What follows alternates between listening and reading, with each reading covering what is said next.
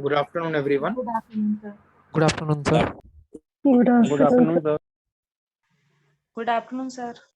Good afternoon, sir. Good afternoon, sir.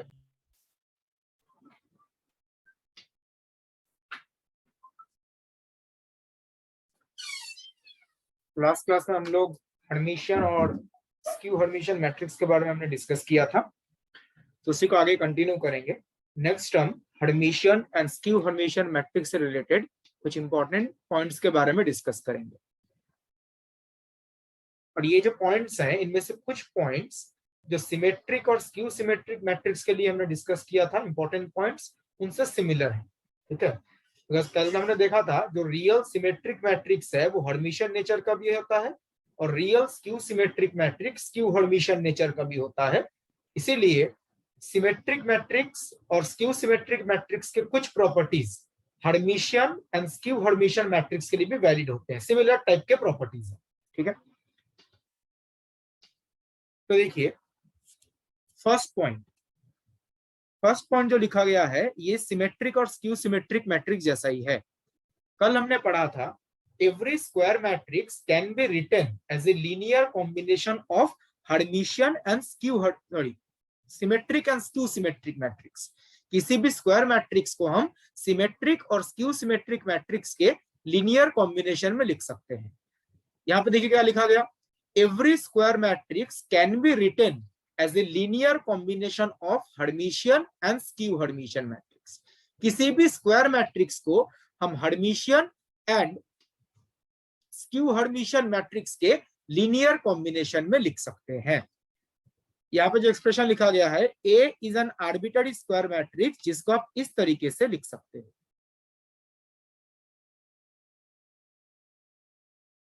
देखिए symmetric skew symmetric के साथ इसका डिफरेंस सिर्फ ये है, सिमेट्रिक स्क्यू सिमेट्रिक में हम ट्रांसपोज की बात कर रहे थे, यहाँ पे डैगर की बात कर रहे हैं।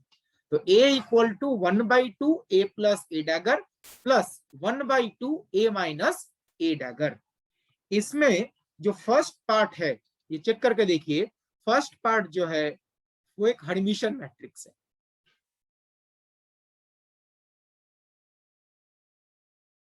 चेक कैसे करेंगे, इसका अगर आप डैगर कैलकुलेट करते हैं तो सेम मैट्रिक्स आ जाएगा, ये हर्मिशियन है।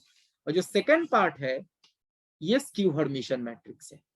सेकंड पार्ट का डैगर कैलकुलेट कीजिए, same matrix with a negative sign आ जाएगा, it is a skew Hermitian matrix.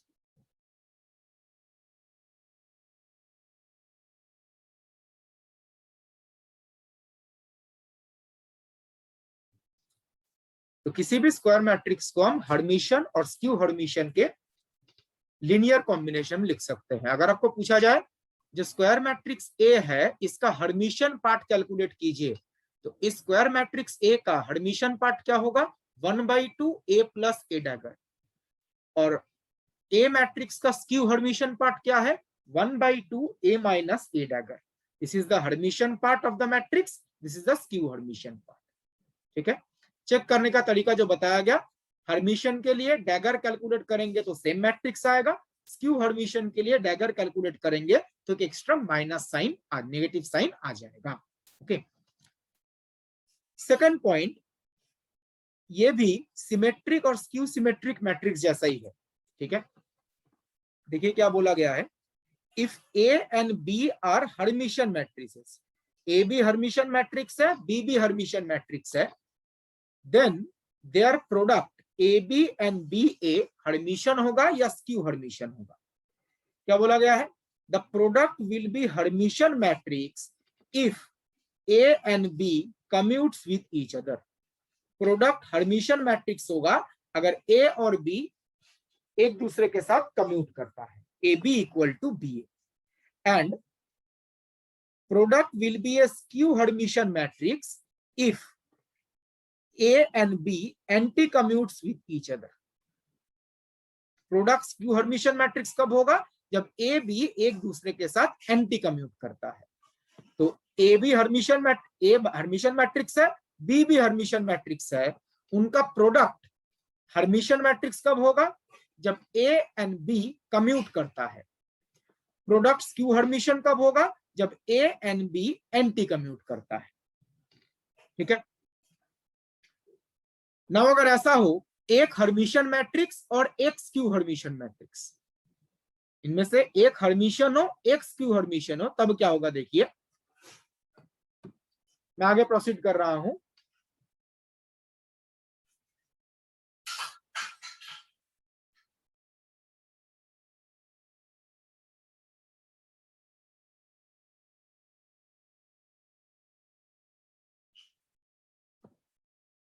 Third point, A is a Hermitian and B is a skew Hermitian matrix. एक Hermitian matrix है, एक skew Hermitian matrix है. Then their product A B and B A, जो product है will be a Hermitian matrix if A and B anti commutes with each other. Condition जो है बदल गया. And product will be a skew Hermitian matrix if A and B commutes with each other. तो पिछले slide में जो second point बताया गया था उसके रेस्पेक्ट में कंपेयर करें तो कंडीशन बदल चुका है.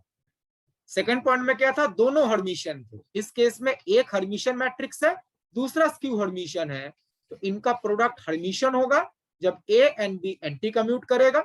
इनका प्रोडक्ट स्क्यू हर्मिशियन होगा जब ए एंड बी कम्यूट करेगा. अगर दोनों स्क्यू हर्मिशियन होते हैं, if A and B are both skew Hermitian, ठीक है, दोनों स्क्यू हर्मिशियन मैट्रिसेस हैं, in that case the product A B and B A, इनका जो प्रोडक्ट है वो हर्मिशियन मैट्रिक्स होगा when A and B commutes with each other. A और बी अगर कम्यूट करता है तो product Hermitian matrix, and product will be skew Hermitian matrix if A and B anti commutes with each other. Product skew Hermitian matrix होगा जब ए और B एक दूसरे के साथ एंटी कम्यूट करता है. तो ये जो सेकेंड, थर्ड और फोर्थ पॉइंट बताया गया, ये सारे क्वेश्चंस हैं. मतलब एग्जाम में जब पूछा जाएगा ये क्वेश्चंस का फॉर्म में पूछा जाएगा. आपको बोला जाएगा एक मैट्रिक्स हर्मिशियन है, एक मैट्रिक्स स्क्यू हर्मिशियन है, तो उनका प्रोडक्ट हर्मिशियन कब होगा, उनका प्रोडक्ट स्क्यू हर्मिशियन कब होगा, ऐसे क्वेश्चन पूछे जाते हैं. ठीक है. एज ए रिमेंबर, टीएफआर में क्वेश्चन पूछा गया था, उसमें बोला गया था एक मैट्रिक्स हर्मिशियन है, दूसरा मैट्रिक्स स्क्यू हर्मिशियन है, बट उनका प्रोडक्ट हर्मिशियन है. जैसे यहां पे लिखा गया एक मैट्रिक्स हर्मिशियन है, दूसरा मैट्रिक्स स्क्यू हर्मिशियन है, और उनका प्रोडक्ट हर्मिशियन होना चाहिए, तो क्या कंडीशन सेटिस्फाई करेगा? प्रोडक्ट हर्मिशियन कब होगा? जब A and B anti commute करता है. तो किसी एक ऑप्शन में ये गिवन था जो A and B anti commute करता है. ठीक है. तो ऐसे क्वेश्चन जनरली पूछे जाते हैं इस पार्ट से. मैं यहाँ पे प्रूफ में नहीं जा रहा हूं, बिकॉज इस टाइप के प्रॉपर्टी के प्रूफ हमने कल ही क्लास में सिमेट्रिक और स्क्यू सिमेट्रिक मैट्रिक्स के लिए किए थे. डिफरेंस सिर्फ ये होगा, सिमेट्रिक और स्क्यू सिमेट्रिक चेक करने के लिए हम ट्रांसपोज कैलकुलेट कर रहे थे. ठीक है. ट्रांसपोज कैलकुलेट करेंगे, सेम मैट्रिक्स आया तो सिमेट्रिक, एक्स्ट्रा नेगेटिव साइन आ गया तो स्क्यू सिमेट्रिक. यहाँ पे ट्रांसपोज के बदले क्या कैलकुलेट करना होगा? डैगर कैलकुलेट करना होगा. जैसे हर्मिशियन चेक करना है तो डैगर कैलकुलेट करेंगे, स्क्यू हर्मिशियन चेक करना है तब भी डैगर कैलकुलेट करेंगे. सेम मैट्रिक्स आया तो हर्मिशियन, एक्स्ट्रा नेगेटिव साइन आ गया तो स्क्यू हर्मिशियन. तो कैलकुलेशन जो है वो सिमेट्रिक स्क्यू सिमेट्रिक मैट्रिक्स जैसा ही है. सिमेट्रिक स्क्यू सिमेट्रिक में हम ट्रांसपोज कैलकुलेट करते हैं, हर्मिशियन स्क्यू हर्मिशियन के केस में हम डैगर कैलकुलेट करते हैं. तो मैं आगे प्रोसीड कर रहा हूं.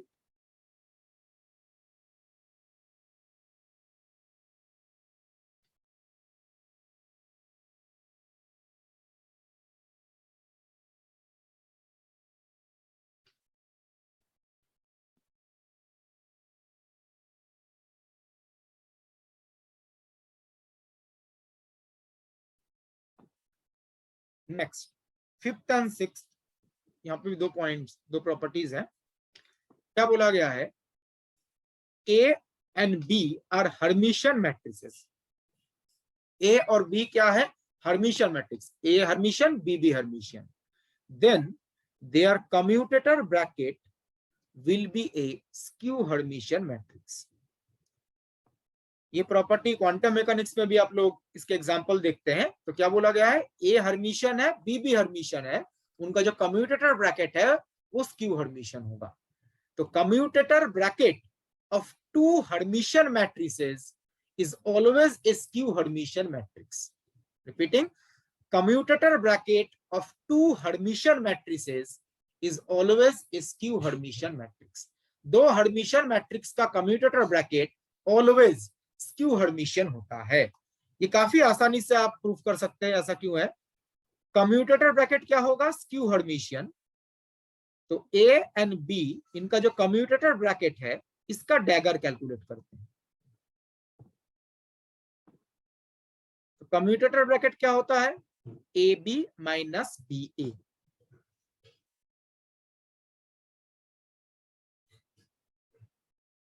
तो A B minus B A dagger, इसको आप लिख सकते हो ए बी डैगर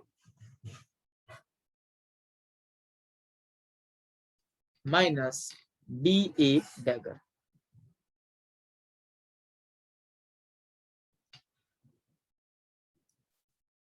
तो ए बी होल डैगर को आप लिख सकते हैं बी डैगर ए डैगर, ऑर्डर इंटरचेंज हो जाता है जैसे ट्रांसपोज के केस में होता है, माइनस बी ए होल डैगर को आप लिख सकते हो ए डैगर बी डैगर।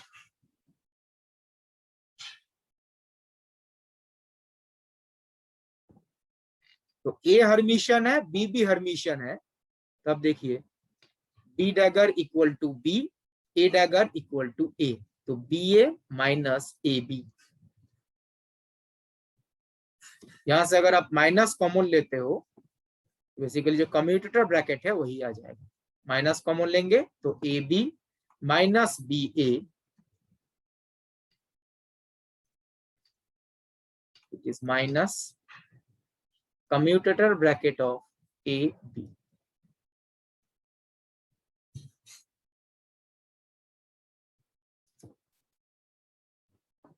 तो हम यहाँ पे कम्यूटेटर ब्रैकेट का डैगर कैलकुलेट कर रहे थे और यहाँ पे आ गया माइनस ऑफ कम्यूटेटर ब्रैकेट, मतलब एक्स्ट्रा नेगेटिव साइन जो है माइनस यहाँ पे आ गया है। तो ये हर्मिशियन मैट्रिक्स है, skew Hermitian, extra negative sign आया है, स्क्यू हर्मिशियन। यही प्रॉपर्टी ऊपर लिखा गया था, A and B are Hermitian matrices then their commutator bracket will be skew Hermitian matrix. Commutator bracket का डैगर कैलकुलेट किया तो एक एक्स्ट्रा माइनस साइन आ गया। इसका एक एग्जांपल, क्वांटम में ऐसे बहुत सारे एग्जांपल ऐसे आएंगे जिसमें जहां पे आप ये प्रॉपर्टीज यूज करेंगे। जैसे हम यहाँ पे हर्मिशियन मैट्रिक्स के बारे में डिस्कस कर रहे हैं, क्वांटम में आप लोगों ने हर्मिशियन ऑपरेटर के बारे में पढ़ा है।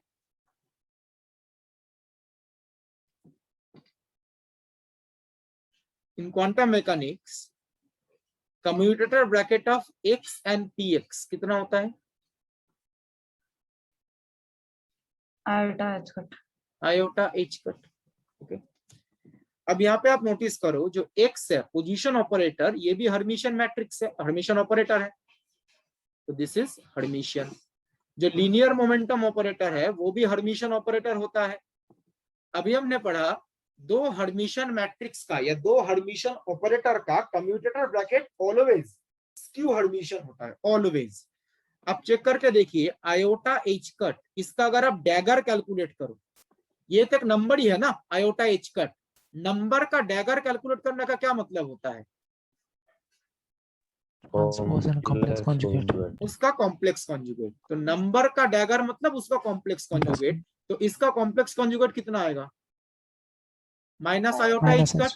तो एक्स्ट्रा एक माइनस आ रहा है ना, नेगेटिव साइन आ रहा है, तो ये क्या मैट्रिक्स होगा, मतलब क्या होगा? Hermitian skew Hermitian? Q Hermitian. एक चीज ध्यान रखिएगा, एक्चुअल जो यहाँ पे रिलेशन आता है ना, यहाँ पे एक आई कैप भी आता है राइट हैंड साइड में, आइडेंटिटी ऑपरेटर। जनरली उसका इफेक्ट हम जैसे लिखवाई पे यूज नहीं करते, ऐसा कोई इफेक्ट नहीं होता, इसलिए आई कैप लिखा नहीं जाता, बट एक्चुअल जो है वो ये है। बस दो ऑपरेटर का जो कम्यूटेटर ब्रैकेट है वो भी ऑपरेटर ही होता है। दो मैट्रिक्स का कम्यूटेटर ब्रैकेट मैट्रिक्स ही होता है, तो दो ऑपरेटर का कम्यूटेटर ब्रैकेट भी ऑपरेटर ही होगा। यहाँ पे आयोटा एच का आई कैप आता है, आई कैप मतलब आइडेंटिटी ऑपरेटर या आइडेंटिटी मैट्रिक्स। अब हम किसी भी वेव फंक्शन के ऊपर अगर आइडेंटिटी ऑपरेटर ऑपरेट करते हैं तो सेम फंक्शन ही तो आएगा आइडेंटिटी ऑपरेटर का मतलब। जब जनरली ये लिखा नहीं जाता, बट एक्चुअली यहाँ पे iota h cut I cap आता है। I cap is the identity operator और आइडेंटिटी मैट्रिक्स। तो दो हर्मिशियन मैट्रिक्स का कम्यूटेटर ब्रैकेट एक स्क्यू हर्मिशियन मैट्रिक्स। ऐसा बहुत सारे एग्जांपल मिल जाएंगे। एलएक्स एलवाई कम्यूटेटर ब्रैकेट कितना होता है? L x L y h cut L z, iota h cut L z, cross L z. तो वो भी इसका example. L x L y commutator bracket, L x भी हर्मिशियन है, एलवाई भी हर्मिशियन है, इसका commutator bracket iota h cut एलजेड।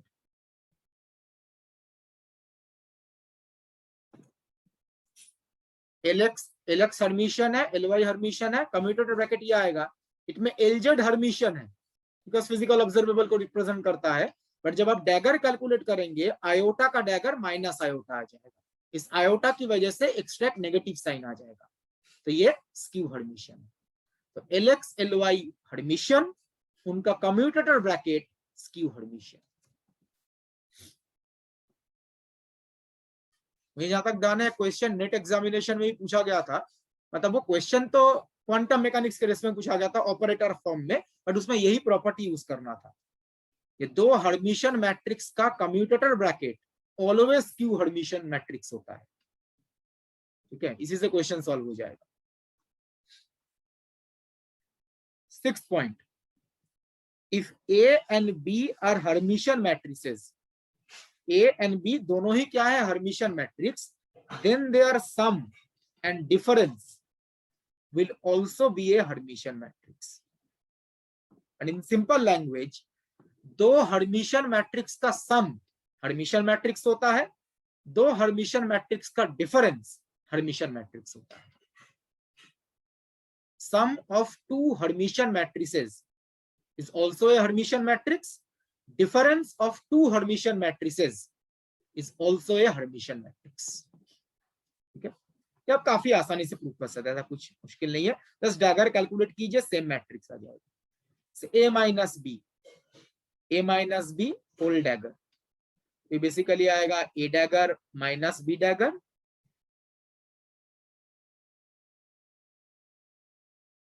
ए हर्मिशियन बी हर्मिशियन, तो A dagger equal to A, B dagger equal to B, same matrix आ गया, तो हर्मिशियन मैट्रिक्स।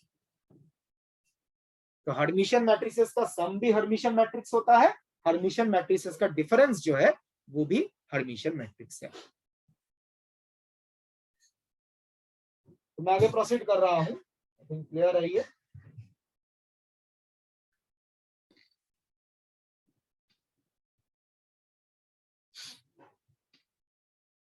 इसका कोई एग्जांपल बता सकते हैं क्वांटम में, ऐसे सम जहां पे लिखे हो यूज किए होंगे थे?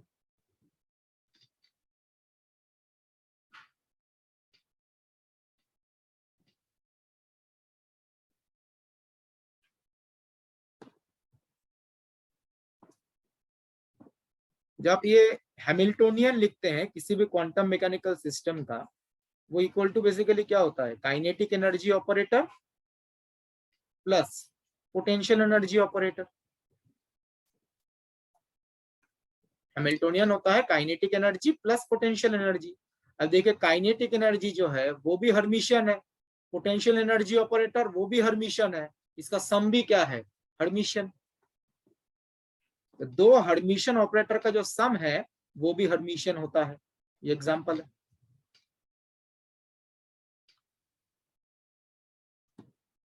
काइनेटिक एनर्जी भी हर्मिशियन ऑपरेटर है, पोटेंशियल एनर्जी भी हर्मिशियन ऑपरेटर है, उनका जो सम है उसको हम हैमिल्टोनियन बोलते हैं, जो एक हर्मिशियन ऑपरेटर है।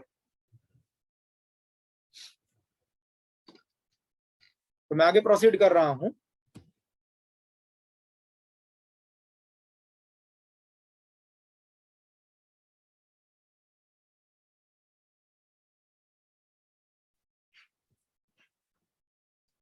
Next 7th and 8th property, ये भी इंपॉर्टेंट है। क्या बोला गया है? If A is a Hermitian matrix then K A will also be a Hermitian matrix if K is a real constant. A क्या है, Hermitian matrix, A dagger equal to A. आपने ए मैट्रिक्स के साथ एक constant multiply किया के, और के क्या है, real constant. Real constant positive negative कुछ भी हो सकता है। तो ए एक हर्मिशन मैट्रिक्स है, आपने उसके साथ एक रियल कांस्टेंट मल्टीप्लाई किया के, तो जो नया मैट्रिक्स आएगा के ए, ये भी क्या होगा, हर्मिशन मैट्रिक्स। के क्या होना चाहिए, रियल कांस्टेंट। ये भी आप काफी आसानी से चेक कर सकते हैं इसको हर्मिशन क्यों बोला जा रहा है। के ए, इस मैट्रिक्स का डैगर कैलकुलेट कीजिए। अब यहां पर इसको आप लिख सकते हो के डैगर ए डैगर। इस केस में जो ये ऑर्डर है, ये इंटरचेंज करने का जरूरत नहीं है। जैसे डैगर पहले क्या किया था, ए बी होल डैगर को बी डैगर ए डैगर लिखा था। यहाँ पे ऑर्डर इंटरचेंज करने का कोई मतलब नहीं है, बिकॉज के मैट्रिक्स नहीं है, के तो एक नंबर है ना। तो इसीलिए यहाँ पे ऑर्डर मतलब पहले ए डैगर लिखने का फिर के डैगर लिखने का कोई मतलब नहीं है। ऑर्डर हम कब इंटरचेंज करते हैं, जब दो मैट्रिसेस का प्रोडक्ट होता है। यहाँ पे के मैट्रिक्स नहीं है, के एक नंबर है ना। बताइए के डैगर को आप क्या लिख सकते हो,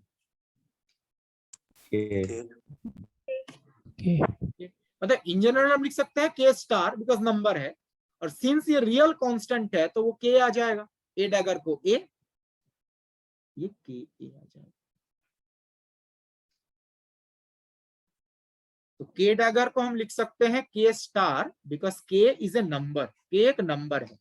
नंबर के लिए डैगर कैलकुलेट करने का मतलब कॉम्प्लेक्स कॉन्जुगेटिव होता है, ठीक है। के इज ए नंबर ना। क्वेश्चन में बोला, सॉरी ऊपर जो लिखा गया है के एक रियल नंबर है बेसिकली। तो के अगर रियल नंबर है तो के स्टार क्या हो जाएगा, के। तो देखिए K A whole dagger is equal to K, जैसे यहाँ पे के रियल नंबर है।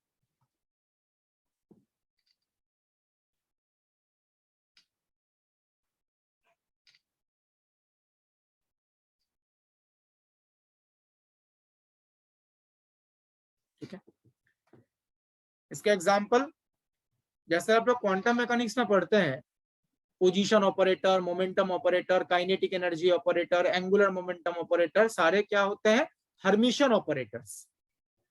मतलब उनको अगर हम मैट्रिक्स फॉर्म में लिखें तो वो हर्मिशन मैट्रिसेस होंगे। तो उनको अगर आप किसी कांस्टेंट से मल्टीप्लाई कर देते हैं, कि सपोज कहीं पे लिखा गया है 5x कैप, तो x कैप हर्मिशन है, तो 5x कैप भी क्या होगा, Hermitian. -10 px cap, px cap Hermitian है, -10 से मल्टीप्लाई किया तब भी वो हर्मिशन ही होगा। रियल कांस्टेंट से अगर आप मल्टीप्लाई करते हैं तो वो हर्मिशन मैट्रिक्स हर्मिशन ही रहता है। रियल कांस्टेंट होना चाहिए, नेगेटिव पॉजिटिव कुछ भी हो सकता है। अब देखिए नेक्स्ट प्रॉपर्टी क्या बोला गया, A is a Hermitian matrix, then Ka will be a skew Hermitian matrix if K is a purely imaginary constant. तो A Hermitian matrix है, Ka skew Hermitian matrix होगा if K is a purely imaginary constant. अब मुझे बताइए K अगर purely imaginary constant है, जो K dagger आप कैलकुलेट करते हो, के डैगर नॉर्मली होता है के स्टार, ये तो किसी भी नंबर के लिए है, के डैगर इक्वल टू के स्टार। अब के यहाँ पे प्योरली इमेजिनरी है तो के स्टार क्या हो जाएगा, माइनस के। प्योरली इमेजिनरी क्वांटिटी का जब आप कॉम्प्लेक्स कॉन्जुगेट कैलकुलेट करते हो तो एक एक्स्ट्रा नेगेटिव साइन आ जाता है। तो के यहाँ पे क्या है, प्योरली इमेजिनरी कांस्टेंट, तो कॉम्प्लेक्स कॉन्जुगेट कैलकुलेट करेंगे तो माइनस किया जाएगा। जैसे 2 आयोटा का complex conjugate -2 iota, 5 iota complex conjugate -5 iota, तो एक्स्ट्रा माइनस आ जाएगा यहाँ पर। तो चेक करते हैं ये स्क्यू हर्मिशन कैसे है। जब आप के ए होल डैगर कैलकुलेट करेंगे तो ये बेसिकली होगा के डैगर ए डैगर। के डैगर के बदले आप क्या लिख सकते हो, -k, बिकॉज ये प्योरली इमेजिनरी कांस्टेंट है। और ए हर्मिशन है तो A dagger equal to A, तो के ए डैगर इक्वल टू क्या चला आया, minus K dagger equal to minus K, because ये प्योरली इमेजिनरी कांस्टेंट है। तो ये हर्मिशन हुआ, skew Hermitian K A, skew Hermitian, skew Hermitian extra minus आ गया है। तो ये पॉइंट काफी इंपॉर्टेंट है। ए हमारे पास हर्मिशन मैट्रिक्स था, उसको आपने एक रियल कांस्टेंट से मल्टीप्लाई किया, एक रियल कांस्टेंट से मल्टीप्लाई किया तो वो हर्मिशन ही रहेगा। बट एक हर्मिशन मैट्रिक्स को जब आप प्योरली इमेजिनरी कांस्टेंट से मल्टीप्लाई कर रहे हैं, प्योरली इमेजिनरी कांस्टेंट, तो वो क्या बन जाएगा, स्क्यू हर्मिशन। और इसका भी एग्जांपल आप लोग क्वांटम मैकेनिक्स में देखते हैं।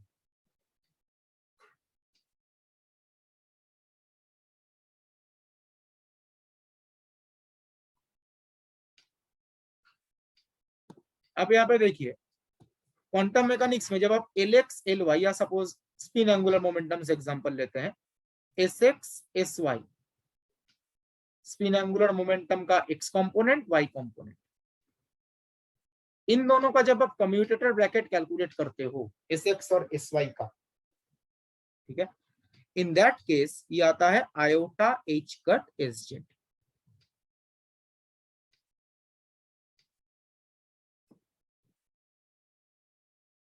ठीक है, आयोटा h कट Sz ये आता है।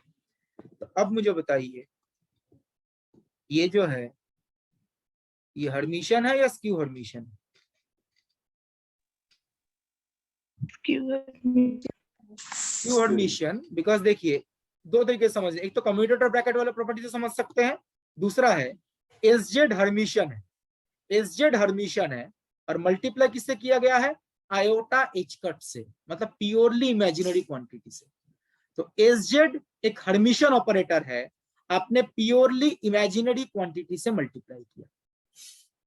तो हर्मिशन मैट्रिक्स को अगर आप प्योरली इमेजिनरी कांस्टेंट से मल्टीप्लाई करते हैं तो वो क्या बन जाता है, स्क्यू हर्मिशन। Skew Hermitian. तो प्रॉपर्टी ऊपर बताया गया।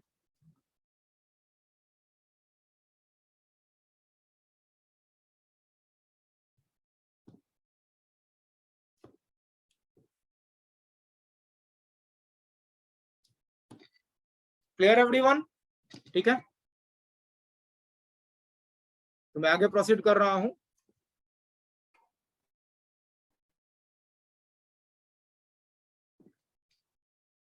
तो ये जो 7th और 8th पॉइंट बताया गया ना, इसको आप ऐसे भी याद रख सकते हो। सपोज हमारे पास एक हर्मिशन मैट्रिक्स है,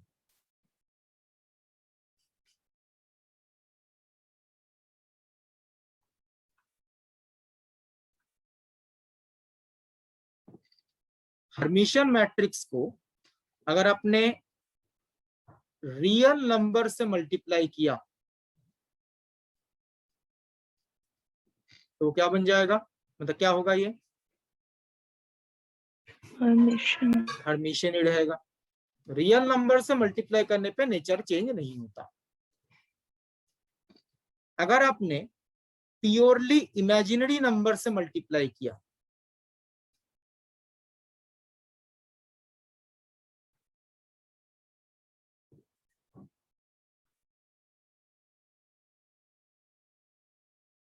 तभी क्या बन जाएगा, स्क्यू हर्मिशन।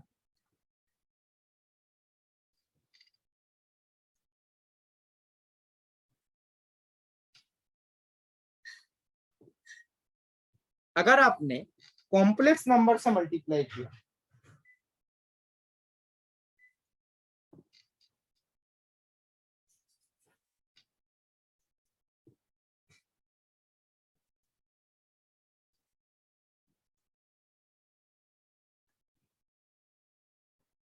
तब क्या होगा, कॉम्प्लेक्स नंबर मतलब a प्लस आयोटा b, इस फॉर्मेट में। लीनियर कॉम्बिनेशन और हर्मिशन है, इस हर्मिशन केस में होगा neither Hermitian nor skew Hermitian.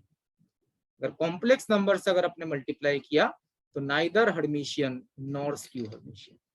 तो ये भी क्वेश्चन हो सकता है कि कॉम्प्लेक्स नंबर से मल्टीप्लाई करेंगे, purely magic complex number a plus iota b, उससे मल्टीप्लाई करेंगे तो neither Hermitian nor skew Hermitian.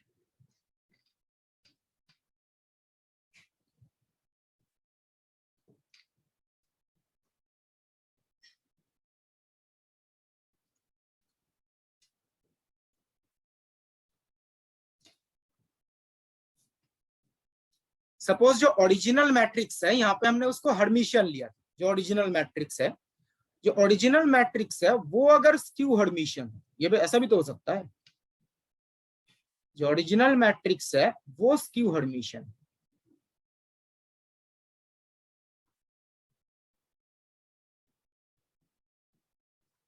आपने रियल नंबर मल्टीप्लाई किया, प्योरली इमेजिनरी मल्टीप्लाई किया, ऐसे 3 पॉसिबल केसेस। तो पहला केस, रियल नंबर से अगर मल्टीप्लाई करते हैं स्क्यू हर्मिशियन को।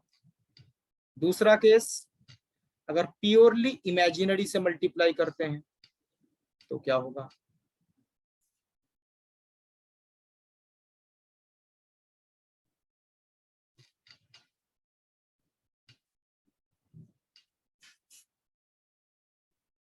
And third one,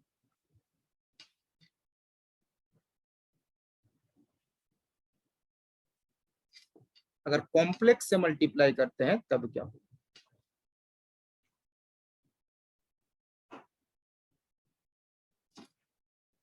original matrix जो है वो क्या है, स्क्यू हर्मिशियन। रियल से मल्टीप्लाई करेंगे तो क्या आएगा, एनीवन? Skew Hermitian. रियल से मल्टीप्लाई करते हैं तो नेचर चेंज नहीं होता, स्क्यू हर्मिशियन था तो स्क्यू हर्मिशियन ही रहेगा। अगर प्योरली इमेजिनरी से मल्टीप्लाई करते हैं तो हर्मिशियन। प्योरली इमेजिनरी से मल्टीप्लाई करेंगे तो हर्मिशियन, नेचर चेंज हो जाएगा। और अगर कॉम्प्लेक्स नंबर से मल्टीप्लाई करते हैं neither Hermitian nor untamed. बिल्कुल, neither Hermitian nor skew Hermitian. तो ओरिजिनल मैट्रिक्स अगर स्क्यू हर्मिशियन है तो इस प्रॉपर्टी को फॉलो करेगा।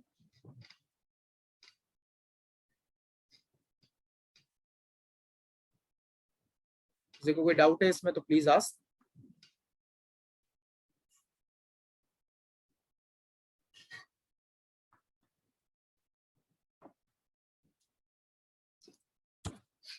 ये 2 पॉइंट याद रखिए, इससे एग्जाम में क्वेश्चन फ्रेम किए जा सकते हैं।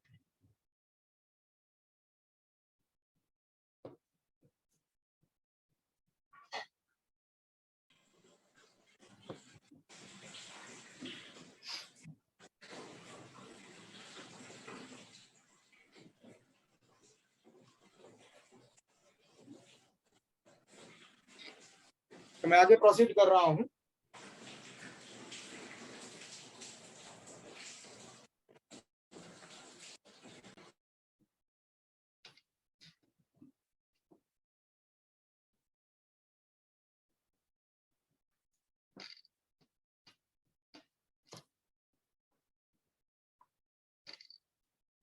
नेक्स्ट, ये 3 पॉइंट्स हैं और ये 3 पॉइंट्स जो हैं ये सिमेट्रिक और स्क्यू सिमेट्रिक मैट्रिक्स में जो बताया गया था वैसे ही है। 9th पॉइंट,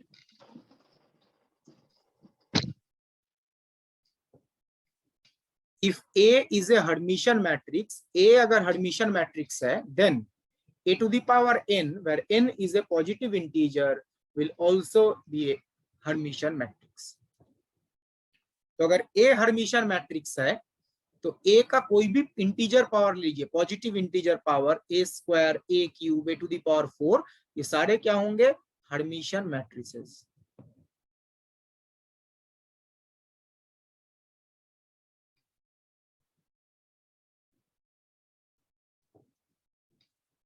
कोई भी power, odd power, even power, कुछ भी हो, ये सारे हर्मिशियन होंगे अगर A हर्मिशियन मैट्रिक्स होता है।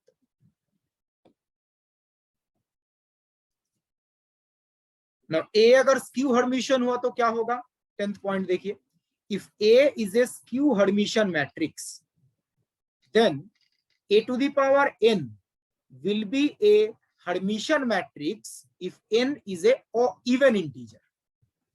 n अगर इवन इंटीजर है तो a to the power n क्या होगा, हर्मिशियन मैट्रिक्स। बट n अगर ऑड इंटीजर है then a to the power n will be a skew Hermitian matrix.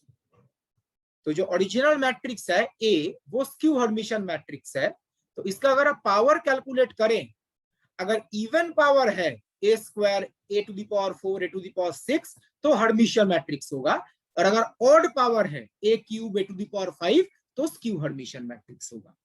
यह प्रॉपर्टी कलम ने सिमेट्रिक और स्क्यू सिमेट्रिक मैट्रिक्स के लिए भी पढ़ा था। a square a to the power 4 even power अगर होता है तो ये हर्मिशियन मैट्रिक्स होगा,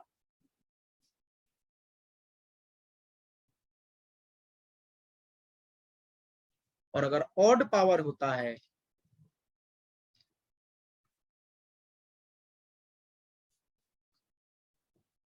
तो ये स्क्यू हर्मिशियन होगा। ओरिजिनल मैट्रिक्स क्या है, स्क्यू हर्मिशियन। ओरिजिनल मैट्रिक्स मतलब मैं ए मैट्रिक्स की बात कर रहा हूं।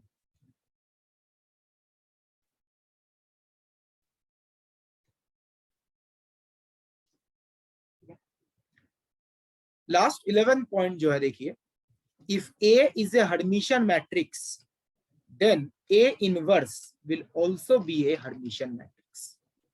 ए अगर हर्मिशियन मैट्रिक्स है तो उसका इनवर्स भी क्या होगा, हर्मिशियन मैट्रिक्स।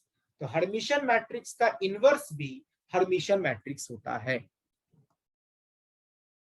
जैसे हमने सिमेट्रिक मैट्रिक्स के लिए चेक किया था, अगर आप ए इनवर्स का डैगर कैलकुलेट करो, डैगर और इनवर्स इंटरचेंज होता है। इसको आप लिख सकते हो ए डैगर इनवर्स, और ए हर्मिशियन मैट्रिक्स है तो ए को आप ए डैगर को आप लिख सकते हो ए, सेम मैट्रिक्स है। आपने ए इनवर्स का डैगर कैलकुलेट किया और ए इनवर्स ही आ गया, तो ए इनवर्स क्या होगा, हर्मिशियन मैट्रिक्स, प्रोवाइडेड ए क्या होना चाहिए, हर्मिशियन मैट्रिक्स। तो हर्मिशियन मैट्रिक्स का इनवर्स भी हर्मिशियन मैट्रिक्स ही होता है। तो आई थिंक ये पॉइंट क्लियर है एवरीवन। नेक्स्ट हम इससे रिलेटेड एक क्वेश्चन डिस्कस करेंगे।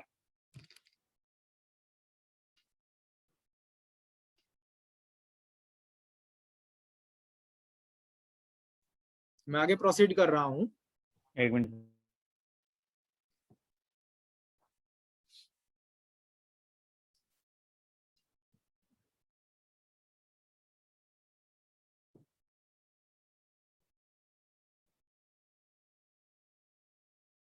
हो गया sir. Please try this question. ये डीपीपी शीट का क्वेश्चन है जो आप लोगों को मिला है।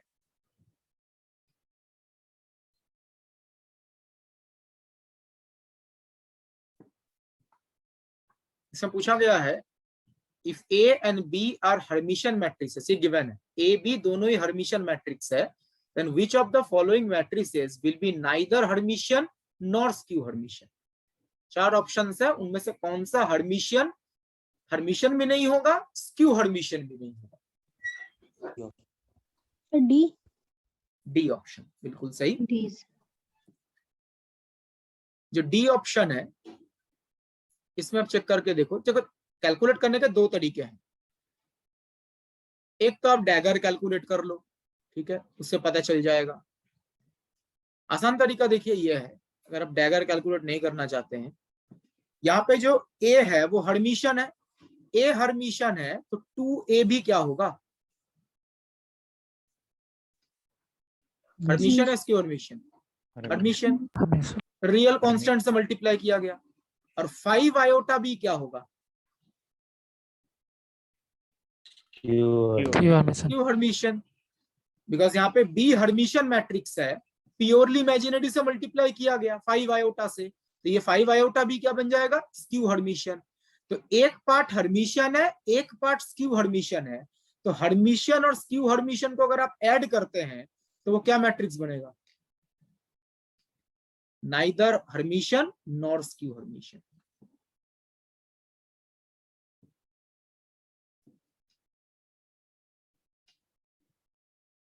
एक पार्ट हर्मिशियन है, दूसरा पार्ट स्क्यू हर्मिशियन है।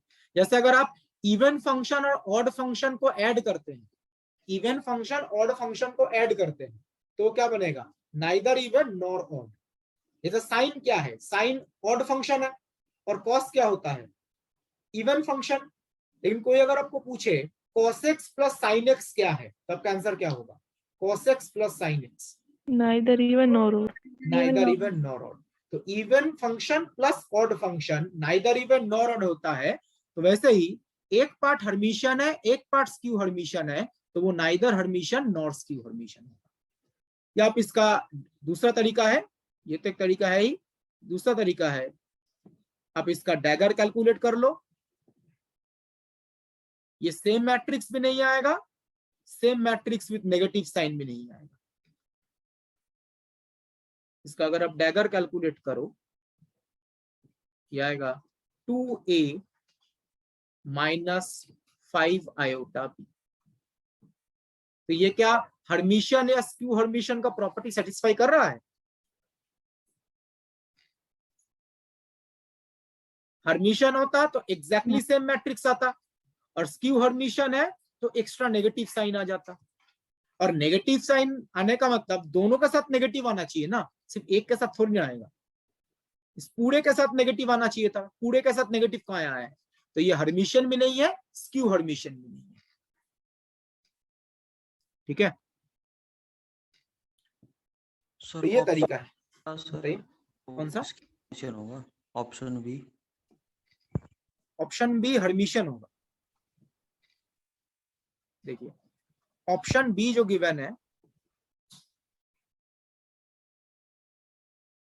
उसमें है iota commutator bracket of A and B. A and B क्या मैट्रिक्स है? हर्मिशियन। तो ए बी अगर हर्मिशियन है तो इसका जो कम्यूटेटर ब्रैकेट है वो क्या हो जाएगा? Skew Hermitian. Skew Hermitian. और स्क्यू हर्मिशियन को अगर आप आयोटा से मल्टीप्लाई करते हो तो ये क्या बन जाएगा? हर्मिशियन। तो स्क्यू हर्मिशियन को आयोटा से मल्टीप्लाई करेंगे इमेजिनरी क्वांटिटी से, तो ये हर्मिशियन बन जाएगा। ये अगर आप डैगर कैलकुलेट करना चाहे डैगर कैलकुलेट कर लो, सेम मैट्रिक्स आएगा, ये हर्मिशियन। फर्स्ट वन क्या होगा? 2a plus 5b। Hermitian skew Hermitian? ये हर्मिशियन। तो फर्स्ट ऑप्शन है ये हर्मिशियन। सेकेंड ऑप्शन तो हर्मिशियन आया, चेक किया हमने। और थर्ड वन क्या आएगा? Skew Hermitian. Q Hermitian. Question में पूछा गया है कौन सा मैट्रिक्स हर्मिशियन भी नहीं होगा, स्क्यू हर्मिशियन भी नहीं होगा, वो ऑप्शन डी है। ओके, आई थिंक क्लियर है। इस टाइप का क्वेश्चन कॉमन है, मैट्रिसेस में पूछ सकते हैं, और सिमिलर टाइप का क्वेश्चन मैट्रिसेस ना लिख के लिख दिया जाए ऑपरेटर्स, उसके लिए भी पूछा सकता है क्वांटम मैकेनिक्स में। सर जब हाँ बताइए सर सेकंड थोड़ा बता। हर्मिशियन और स्क्यू हर्मिशियन को ऐड करेंगे तो हमेशा सर वो नेदर हर्मिशियन आ रहा होगा ना? Always always. सर सेकंड वाले ये सी वाला ये सर ए हर्मिशियन बी हर्मिशियन है ना, तो दो हर्मिशियन मैट्रिक्स का कम्यूटेटर ब्रैकेट क्या होता है? स्क्यू हर्मिशियन, जो अभी प्रॉपर्टी पढ़ा, ये दो हर्मिशियन मैट्रिक्स का कम्यूटेटर ब्रैकेट क्या होता है? Skew Hermitian. तो यहाँ पे जो ये कम्यूटेटर ब्रैकेट वाला पार्ट है वो स्क्यू हर्मिशियन बनेगा। अब ये स्क्यू हर्मिशियन मैट्रिक्स के साथ आयोटा मल्टीप्लाई हुआ है, आयोटा मतलब purely imaginary. Skew Hermitian matrix के साथ प्योरली इमेजिनरी मल्टीप्लाई करते हैं तो क्या बन जाता है? हर्मिशियन। अभी जो बताया गया skew Hermitian purely imaginary, iota multiply किया गया तो हर्मिशियन बन जाएगा। ठीक है, ये आप डैगर भी कैलकुलेट कर सकते हो, जो आपकी मर्जी हो। इसका डैगर कैलकुलेट करेंगे तब भी सेम मैट्रिक्स आएगा।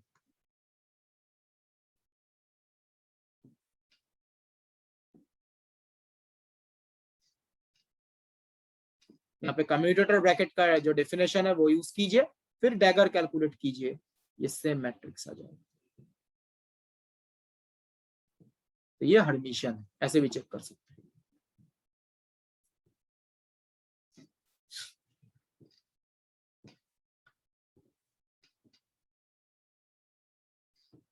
तो मैं आगे प्रोसीड कर रहा हूं, और कोई डाउट है इसमें एनीवन? No sir.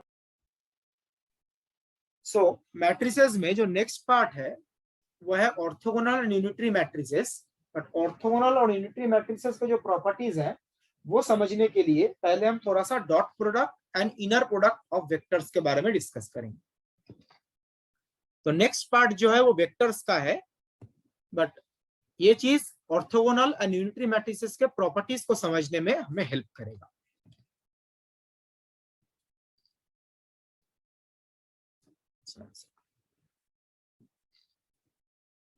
तो first dot product of vector, ठीक है। हमारे पास दो वेक्टर्स हैं A and B. Suppose A vector is axi cap ayj cap plus azk cap and b vector is bxi cap plus byj cap plus bzk cap, and both are real vectors. Real vector का मतलब क्या है? जो ax ay az and bx by bz है वो real quantities है। Real vector का मतलब ax ay az जो कंपोनेंट्स हैं वो रियल क्वांटिटीज हैं, bx by bz ये रियल क्वांटिटीज है, इसको बोला गया रियल वेक्टर। तो इन दो रियल वेक्टर्स के लिए जो डॉट प्रोडक्ट हम लिखते हैं, dot product of A with B, इसको हम ऐसे डिफाइन करते हैं, a dot b is ax bx plus ay by plus az bz। ये दो वेक्टर्स का डॉट प्रोडक्ट है। और ध्यान रखिएगा ये जो डॉट प्रोडक्ट का मैथमेटिक्स है ये नॉर्मली हम रियल वेक्टर के लिए अप्लाई करते हैं। डॉट प्रोडक्ट का जो ये मैथमेटिक्स है ये किसके लिए वैलिड है? रियल वेक्टर के लिए। अगर ये रियल वेक्टर ना हो के कॉम्प्लेक्स वेक्टर होता तो डॉट प्रोडक्ट का यूज नहीं करते हैं, तब हम इनर प्रोडक्ट का यूज करते हैं। तो डॉट प्रोडक्ट जो हम डिफाइन करते हैं वो रियल वेक्टर्स के लिए है। अगर हम एग्जांपल की बात करें, आप लोग इलेक्ट्रोस्टैटिक्स और मैग्नेटोस्टैटिक्स में या क्लासिकल मैकेनिक्स में भी जो वेक्टर्स की बात करते हैं वो रियल वेक्टर्स होते हैं या कॉम्प्लेक्स वेक्टर होता है? रियल। क्लासिकल मैकेनिक्स में ईएमटी में जो वेक्टर्स के नॉर्मल हम यूज करते हैं वो सारे रियल वेक्टर्स होते हैं।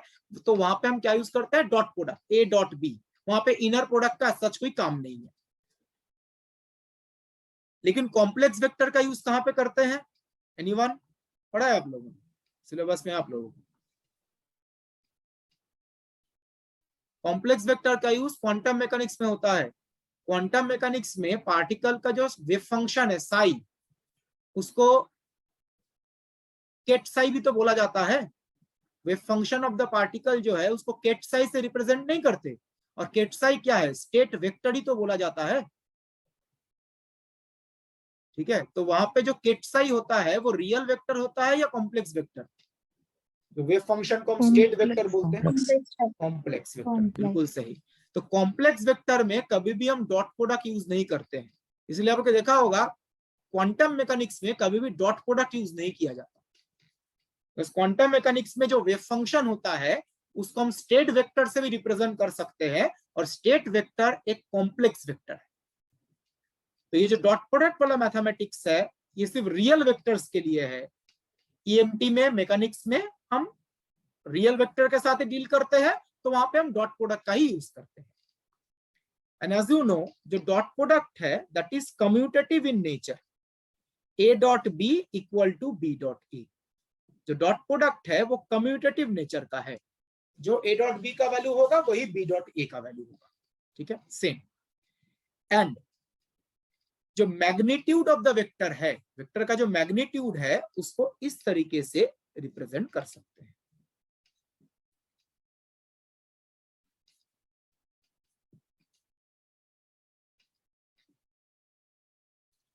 ए क्या है? Magnitude of the vector. A is the magnitude of the vector. इस मैग्नीट्यूड को आप लिख सकते हो square root of A dot A. तो वेक्टर के मैग्नीट्यूड को डॉट प्रोडक्ट के फॉर्म में आप ऐसे लिख सकते हैं। एंड वेक्टर के मैग्नीट्यूड का ये फॉर्मूला भी तो होता है, under root X component square plus Y component square plus Z component square. तो वेक्टर के मैग्नीट्यूड को आप इस तरीके से रिप्रेजेंट कर सकते हैं। ओके, तो ये जो इस स्लाइड में जो जितने भी पॉइंट्स बताए गए हैं, ये सारा मैथमेटिक्स किसके लिए वैलिड है? रियल वेक्टर्स के लिए। ये सारे किसके लिए वैलिड है? रियल वेक्टर्स के लिए वैलिड है। नाउ अगर ये रियल वेक्टर ना हो के कॉम्प्लेक्स वेक्टर हो, जैसे क्वांटम मैकेनिक्स में होता है, तो हम डॉट प्रोडक्ट का यूज नहीं करते, इनर प्रोडक्ट का यूज करते हैं। मैं आगे प्रोसीड कर रहा हूं।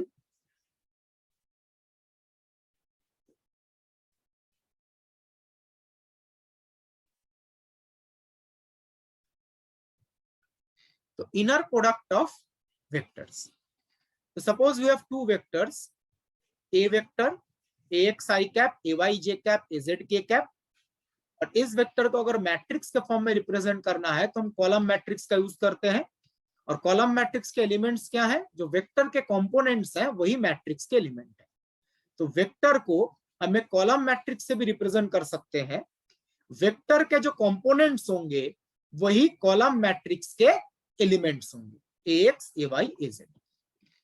बी वेक्टर इज दिस, और इस वेक्टर को भी हम मैट्रिक्स फॉर्म में ऐसे लिख सकते हैं। वेक्टर के जो कंपोनेंट्स हैं वही मैट्रिक्स के एलिमेंट्स हैं। तो वेक्टर को हम कॉलम मैट्रिक्स के फॉर्म में भी लिख सकते हैं। आपको लगेगा सडनली यहाँ पे मैं कॉलम मैट्रिक्स वाला फॉर्म क्यों यूज कर रहा हूं? बिकॉज जो इनर प्रोडक्ट में हम डिफाइन करेंगे उसका मैट्रिक्स रिप्रेजेंटेशन हम यूज करेंगे। बस ये सारी चीजें क्वांटम मैकेनिक्स में यूज होता है, और क्वांटम मैकेनिक्स में मैट्रिक्स रिप्रेजेंटेशन ही यूज होता है, इसलिए हम वेक्टर्स को मैट्रिक्स के फॉर्म में लिख रहे हैं। तो ए एक वेक्टर है, बी एक वेक्टर है, और दोनों क्या है? Complex vectors. कॉम्प्लेक्स वेक्टर का मतलब ये जो कंपोनेंट्स हैं ax, ay, az, ये कॉम्प्लेक्स क्वांटिटीज हैं in general. bx, by, bz, ये जो कंपोनेंट्स हैं वो कॉम्प्लेक्स क्वांटिटीज हैं। हाँ, ऐसा हो सकता है out of this three components एक कंपोनेंट रियल हो, बाकी दो कॉम्प्लेक्स हो, ऐसा हो सकता है। या दो कंपोनेंट रियल हो, एक कॉम्प्लेक्स हो। In general they are complex quantities. तो कॉम्प्लेक्स वेक्टर का मतलब है वेक्टर के जो कंपोनेंट्स हैं वो कॉम्प्लेक्स क्वांटिटीज हैं। मतलब ये जो एलिमेंट्स यहाँ पे रहे मैट्रिक्स के वो कॉम्प्लेक्स क्वांटिटीज हैं। और आप लोगों ने क्वांटम में तो देखा ही होगा, जब केटसाई आप लिखते हो, केटसाई को मैट्रिक्स फॉर्म में भी लिखते हैं, वहां पे जो मैट्रिक्स में एलिमेंट आता है वो रियल भी हो सकता है, कॉम्प्लेक्स भी हो सकता है। तो ये जो एलिमेंट्स है वो रियल, कॉम्प्लेक्स कुछ भी हो सकता है। इन जनरल कॉम्प्लेक्स, इसीलिए कॉम्प्लेक्स वेक्टर बोला गया है। Then inner product of A with B, A vector के साथ बी वेक्टर का इनर प्रोडक्ट कैसे डिफाइन करते हैं? A dagger B. ये जो ए डैगर बी है इसको हम बोलते हैं inner product of vector A with vector B.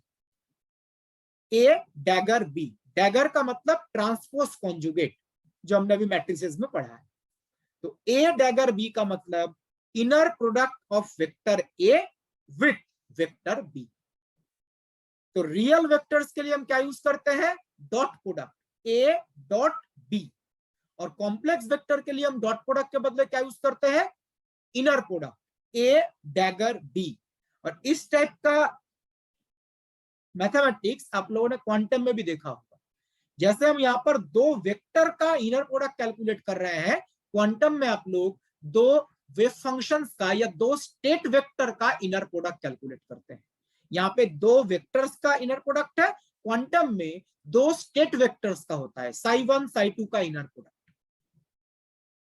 ठीक है, तो देखिए मैथमेटिकल पार्ट जो है, ए डैगर, ए एक कॉलम मैट्रिक्स है, लुक एट द पॉइंटर, ए एक कॉलम मैट्रिक्स है।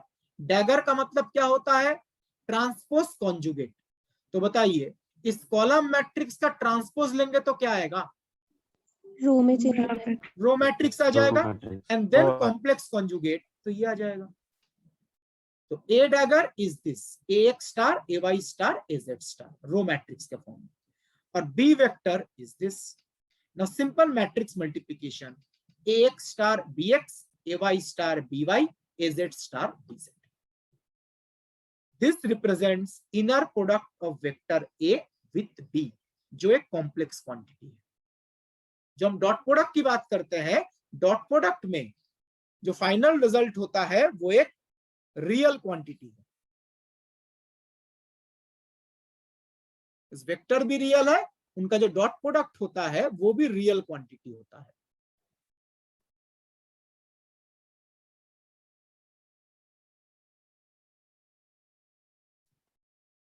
ठीक है, लेकिन जो इनर प्रोडक्ट है उसमें वेक्टर कॉम्प्लेक्स है, तो ये जो प्रोडक्ट कैलकुलेट किया जाता है वो भी एक इन जनरल एक कॉम्प्लेक्स क्वांटिटी है। हो सकता है कभी कभी रियल आ जाएगी, ये पॉसिबल है, तो वेक्टर पे डिपेंड करता है, बट इन जनरल ये कॉम्प्लेक्स क्वांटिटी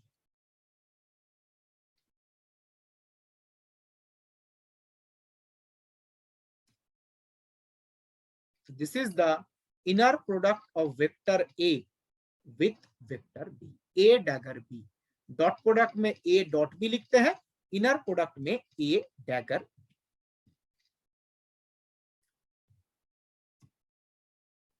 ना आपको लग सकता है जो डॉट प्रोडक्ट और इनर प्रोडक्ट को मैं एक साथ, मतलब पहले डॉट प्रोडक्ट डिफाइन किया फिर इनर प्रोडक्ट डिफाइन किया, दोनों को एक साथ डिस्कस क्यों कर रहे हैं? बिकॉज जो डॉट प्रोडक्ट है वो इनर प्रोडक्ट का ही एक स्पेशल केस है, हम बोल सकते हैं। किस तरीके से? देखिए, यहां पर जो ए वेक्टर बी वेक्टर है वो क्या है? Complex vector. In general A और बी क्या है? Complex vector. सपोज अगर ये होता जो A and B are real vectors, A vector and B vector are real vectors,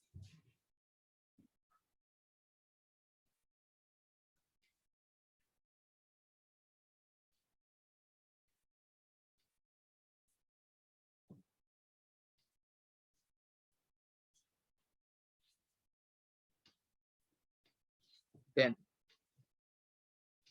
A vector और बी वेक्टर अगर रियल वेक्टर है तो ये AX star AY star AZ star क्या बन जाएगा? अगर real vector, AX AY Z। बिल्कुल सही, AX AY AZ।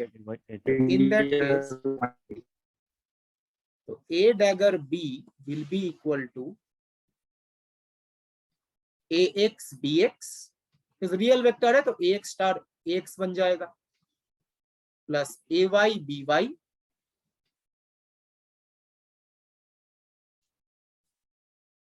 Plus AZ BZ। अब बताइए ये क्या A डॉट B नहीं है? A डॉट B तो ये आया था। हाँ sir.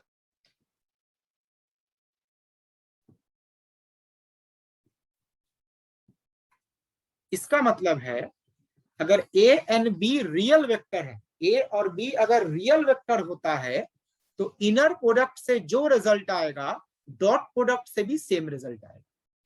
If A and B are real vectors then inner product and dot product will give the same result.